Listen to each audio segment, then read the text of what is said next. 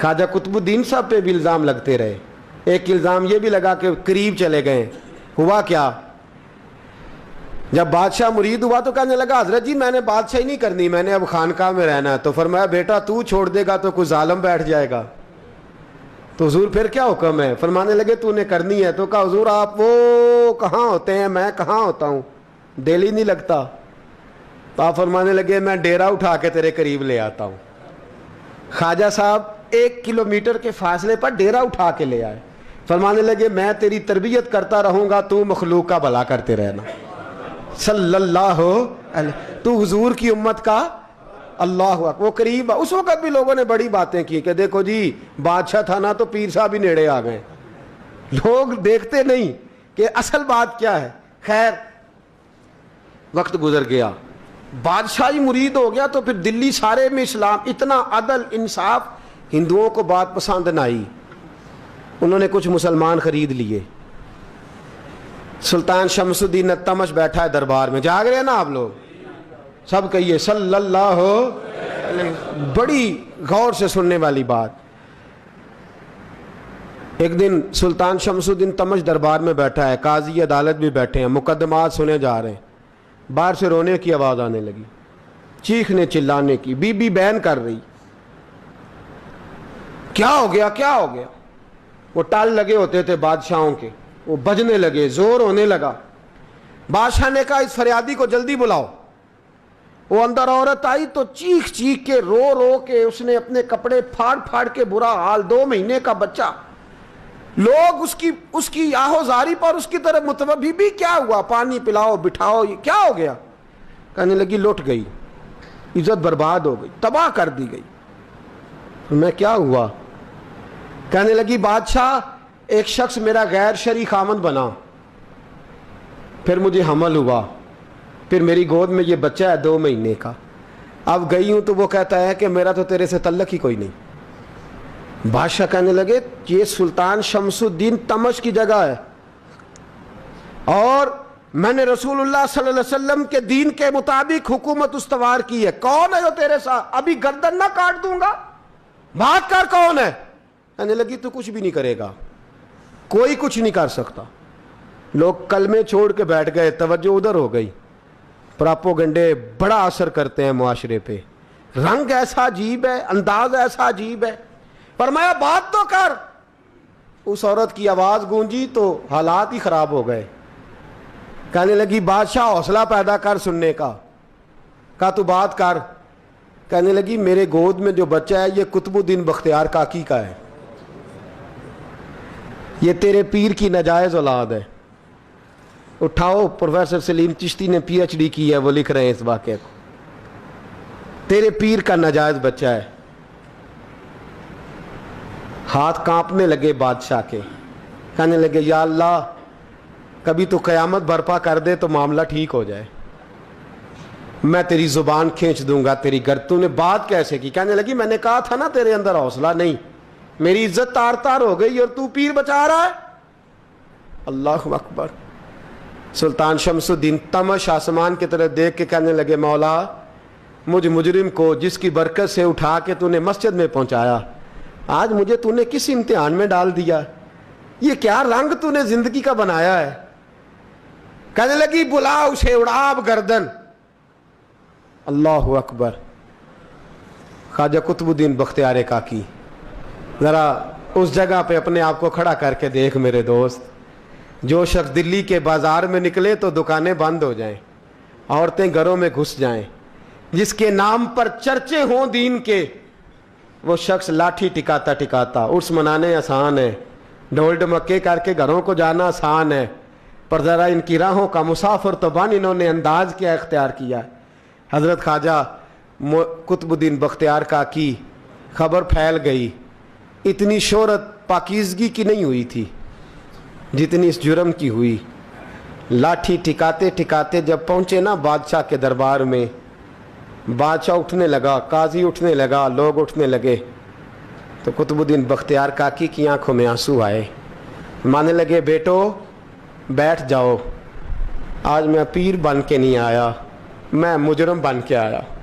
اور کہا میرے مالک کا انصاف بھی دیکھو, دلی کا پیر آج دلی کی عدالت میں اپنے نا کردہ جرم کی صفائی دینے آیا ہے، بڑی لاٹھی پہ ٹیک لگائی۔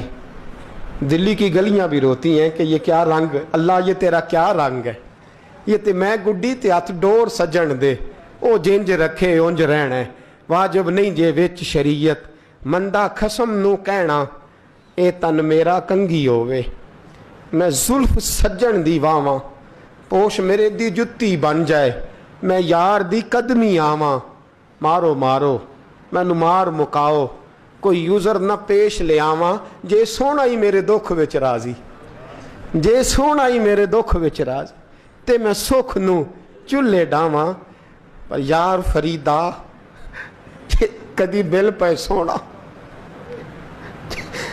یار فریدا جے کدی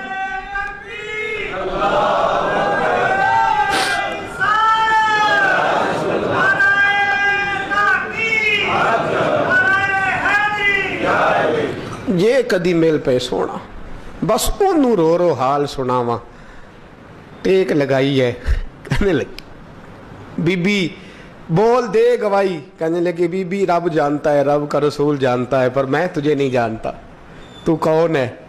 کہنے لگی اچھا وہ لوگوں کو بھیج کے تہجد کے بہانے پچھلے دروازے مجھے اندر بلانا، رب تیرا بھول جانا، پھر رونے لگی، پھر مکر کرنے لگی۔ مجھے بتائیے ایسا کوئی مقدمہ ہو تو لوگ کیا کہتے ہیں؟ یکدم حالات بدلتے ہیں کہ نہیں بدلتے؟ دلی کا ماحول ہی بدل گیا، سارا رنگ ہی بدل گیا۔ عورت تو ہندو تھی، اس نے تو جھوٹ موٹ کے کلمے بھی پڑھ رکھے ہیں، اللہ اکبر۔ خواجہ صاحب پوچھتے ہیں گواہ ہے کوئی تیرے پاس؟ تو 4 کلمہ پڑھنے والے کھڑے ہو گئے۔ اللہ کرے کلمہ پڑھنے والے بکا نہ کریں، آمین تو کہیں۔ وہ کھڑے ہو کے کہنے لگے ہاں ہم نے آتے بھی دیکھا ہے، جاتے بھی دیکھا ہے۔ خواجہ قطب الدین صاحب نے نظر عثمان کی طرف اٹھائی، کہنے لگے اچھا جو تیری مرضی، میں گڈی تے ہاتھ ڈور سجن دے، وہ جنج رکھے اونج رہنا ہے، واجب نہیں وچ شریعت، مندہ خسم نو کہنا۔ کہنے لگے سلطان یار ایک رات کی مہلت نہیں دے دیتا؟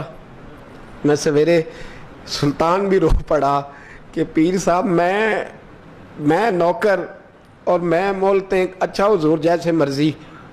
باہر نکلے، خادم کہنے لگا حضور سواری پہ بیٹھ جائیں، وہ مانے لگے نہیں یار آج پیدل جانا ہے۔ اس دلی کے چونکوں نے مجھے بڑی سلامیاں دی ہے، ذرا میں دیکھوں تو صحیح دلی کے بازار میری رسوائی پہ کیا کہتے، مجھے ذرا یہ پتھر بھی کھانے دے، ان کا ذائقہ بھی۔ پیدل گئے، دنیا سو گئی تو دلی کے بادشاہ نے اجمیر کی طرف منہ کیا، خواجہ معین الدین حیات تھے۔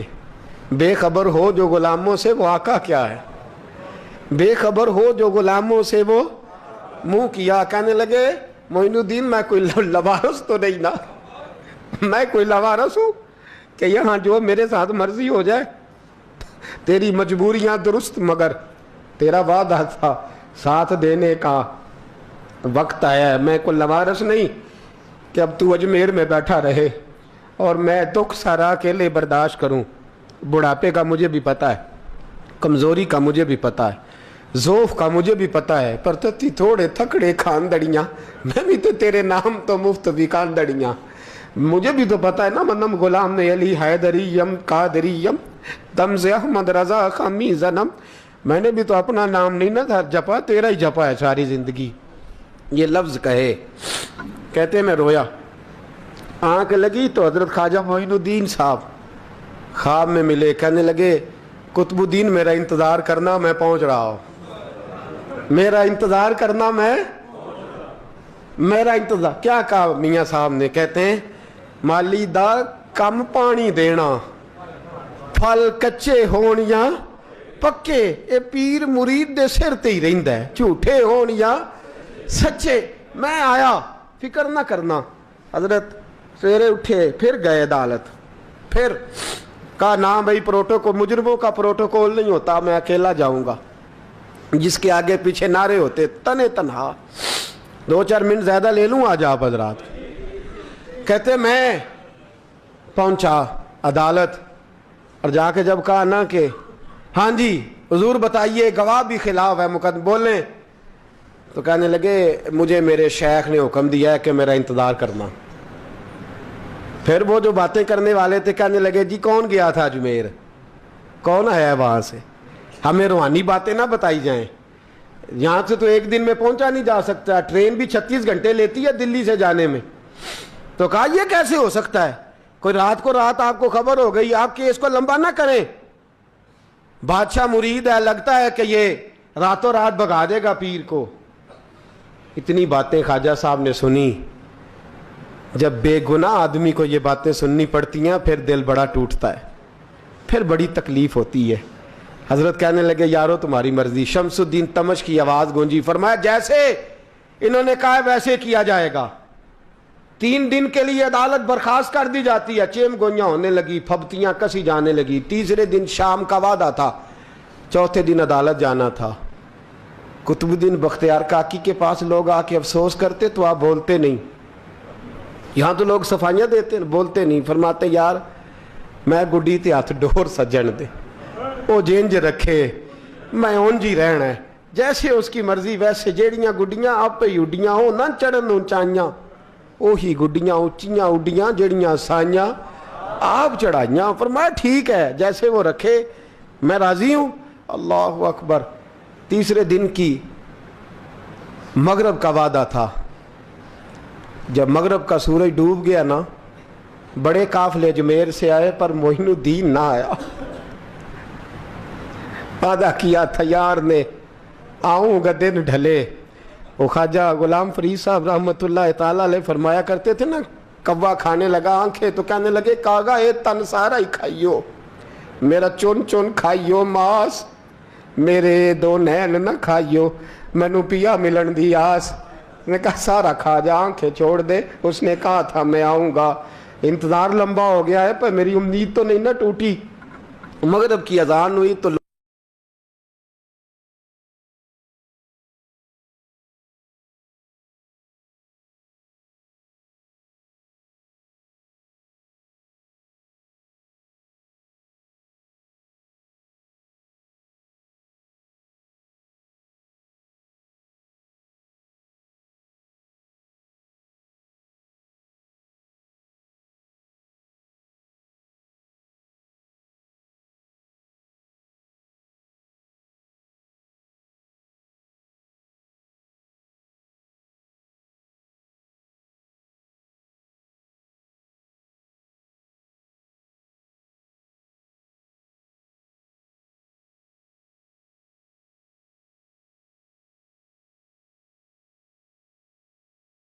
کا پیچھے ہٹ.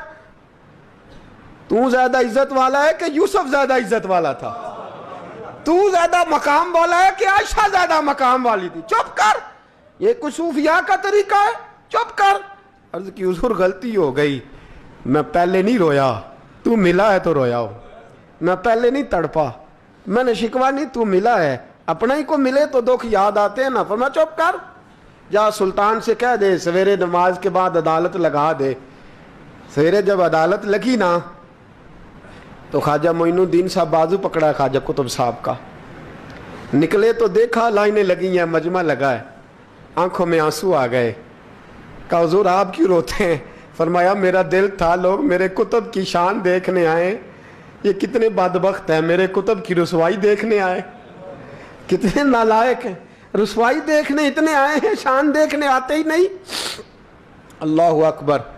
جب میدان لگا خواجہ صاحب پہنچے, عورت کو کہنے لگی اللہ سے ڈر جا, وقت تھوڑا ہے تو مر جائے گی. کہنے لگی مجھے داستانیں نہ سنائیں. قاضی صاحب سے کہنے لگے قاضی صاحب آپ حقیقت حال سے آگاہ ہیں, خیال کریں. کہنے لگے خواجہ صاحب دلیلیں نہ دیں, گواہ لائیں, واز نہ کریں. خواجہ صاحب رحمت اللہ علیہ کہنے لگے گواہوں کو بلاؤ. گواہ آئے تو خواجہ معین الدین صاحب نے نظر, تم ہو میرے کتب پر, میرے کتب کے جرم کے گواہ. ان کی زبانیں کانپنے لگی, ہاتھ کانپنے لگے. میں بولتے کیوں نہیں؟ جب ان کی نظریں جھکی تو بادشاہ کہنے لگا اگر اب تم نے گواہی نہ دی تو تمہیں میں مجرم بنا کے 80 کوڑے ماروں گا. کہنے لگا جی دیکھا ہے, جی دیکھا ہے ہم نے تہجد کے وقت. جب سب گواہیاں پوری ہو گئیں, عورت بھی تڑپ رہی ہے, رو رہی ہے, 2 महीने का बच्चा गोद में है। अब बोलिए बोलिए, उलमाए ज़वाहर भी खड़े हैं, हसद करने वाले जलने वाले भी खड़े हैं, हिंदू तो वैसे ही तालियां बजा रहे हैं। अजमेर का बूढ़ा, और ये आखिरी फेरा था ख्वाजा मोइनुद्दीन का दिल्ली में, उसके बाद ज़ाहिरन दोबारा नहीं आए। उठे लाठी टिकाते टिकाते और मैदान के अंदर जाके ना, बड़े मैदान में मजमा था, सर सजदे में रखा, कह लेंगे या अल्लाह मैं हिंदुस्तान मर्जी से नहीं आया, तेरे रसूल का भेजा आया हूं। फिर उठे और कहने लगे मौला तेरे नबी का फरमान है कि मेरी उम्मत के उलमा बनी इसराइल के नबियों की तरह होंगे। अगर यूसुफ के लिए बच्चा बोल सकता है तो मेरे कुतुब के लिए भी बोलना चाहिए। अगर यूसुफ अलैहिस्सलाम के लिए बोल सकता है तो मेरा कुतुबुद्दीन भी सच्चा है, इसके लिए। फिर उठे, उस बीबी की तरफ बढ़े, लोग कहने लगे न जाने अब क्या होगा। जब अजमेर के बादशाह ने, अताए रसूल ने, हिंदुल वली ने, इमामुल औलिया ने कपड़ा खींचा और कहने लगे ओ बच्चे तू तो जानता है ना तेरा बाप कौन है।